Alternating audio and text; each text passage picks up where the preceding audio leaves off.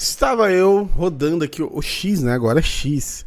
E o Danilo Lavieri, que é um cara que a gente sempre traz informações aí, notícias do All Sport, ele fez uma questão aqui e ele quis falar sobre hierarquia versus talento, né? Que o Abel tem muito esse lance da fila, né? Quem tá na frente esperando mais, né? E ontem o Luiz Guilherme, especialmente, é um cara que fez todo mundo parar e pensar, fala, mano, o moleque joga bola mesmo. E não tem minutagem, né? Ele fez bons jogos ano passado já. E esse ano ele tava bem sumido e agora voltou. E aí o Danilo Lavieri veio trazer uma reflexão interessante sobre isso. E depois a gente vai dar uma olhada aqui nos comentários da torcida também, que é interessante, né? Como é um assunto bem aberto, a gente consegue debater legal, beleza? Vamos ver o vídeo dele e depois a gente comenta. Já deixa sua inscrição no canal, seu comentário, seu like é muito importante, beleza? Bora pro vídeo. Depois do jogo contra o São Lourenço, eu fiquei muito tempo pensando e escrevi até um texto na minha coluna sobre o dilema da hierarquia com o talento que o Abel Ferreira cria no Palmeiras. É verdade, ele tem métodos muito vencedores, os resultados estão aí e não me deixam mentir. Ele é campeão de praticamente tudo que ele disputou. Mas nesses tempos de Palmeiras, a gente vê que muitas vezes o talento não é tão importante quanto outras questões na hora do Abel definir quem vai jogar, especialmente na hora de fazer substituições e jogar com o time reserva, como foi contra o São Lourenço.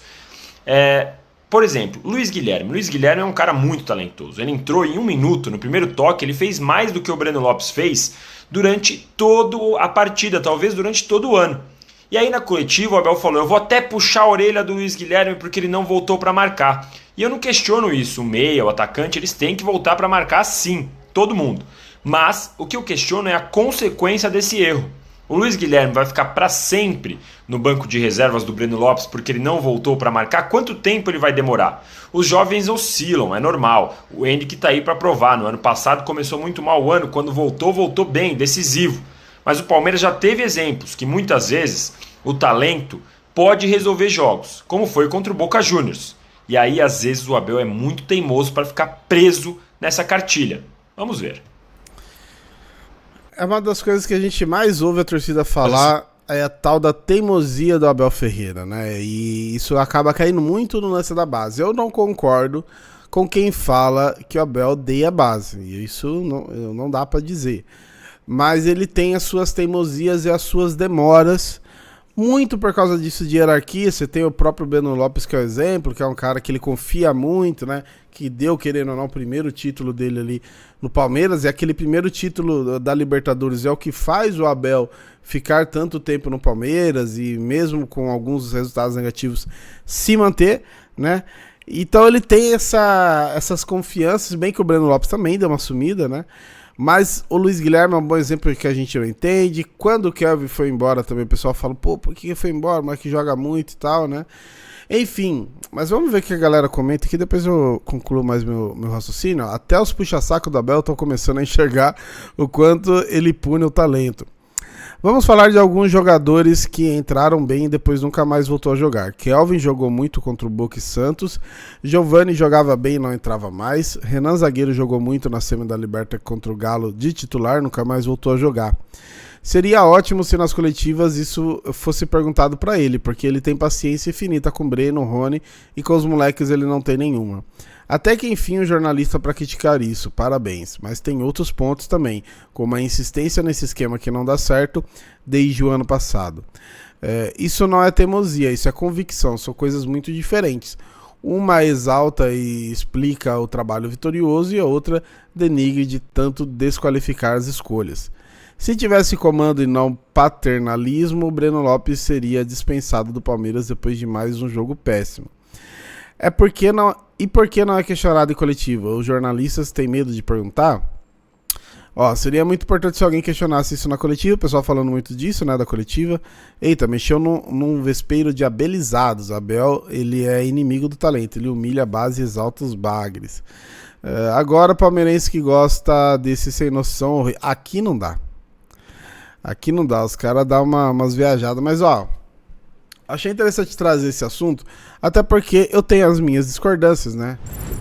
E eu acho legal isso, a gente poder discutir, poder debater Agora que eu vi que a câmera está fora de foco. Mas enfim, vamos falar isso enquanto a minha câmera não foca em mim. Vocês veem que é tudo ao vivo, né? Quem sabe faz ao vivo. Como eu não sei, eu vou seguir sem foco mesmo. Mas vamos falar sobre o Abel Ferreira e sobre as escolhas dele, tá? Eu acho que o Abel, ele tem muito esse lance da confiança e ele pesa muito porque ele sabe que a confiança é tanto importante para ele poder escalar quanto para o jogador poder jogar de fato, né? A gente tem o próprio Rony como exemplo, que o Rony sem confiança é assustador. O Rony com confiança é um negócio que faz a gente até estranhar, falar, caramba, ele joga tão bem assim, né? Só que você vê que o Rony, ele é um bom exemplo. Ele tá fora do time agora, ele entrou ontem, mas ele tá fora do time, ele tem jogado até pouco, perto do que ele jogava antes, né? O que eu acho que acontece com o Abel é uma demora. E essa demora vai muito do lance de cuidar, de ser o cara de grupo, para ele não perder a mão. Então, às vezes, ele segura muito o jogador, e aí, quando ele tira o jogador, já perdeu o time, que foi o caso da Libertadores do ano passado, que tinha o Rony, todo mundo criticando, aí quando tira o Rony, entra o Henrique, já era tarde demais. Foi o time certo pro brasileiro, mas não foi o time certo nem um pouco pra Libertadores. Então o que eu critico do Abel às vezes é essa demora. Ele insiste muito nos jogadores e eu acho legal insistir, tá? Tanto que tem muito jogador que ele insistiu e que deu certo, né? O próprio Rony é um exemplo disso. Só que o Rony é um exemplo pros dois lados, né? Tanto negativo quanto positivo. Ele insistiu muito no Rony, o Rony deu certo. E depois ele insistiu muito no Rony e aí acabou perdendo time. Nesse caso da Libertadores que a gente fala aí do Henrique, vai falar provavelmente por um bom tempo sobre isso. Cada vez que o Henrique fizer uma coisa nova, sensacional, a gente vai falar, pô, eu devia ter jogado a Libertadores e tal.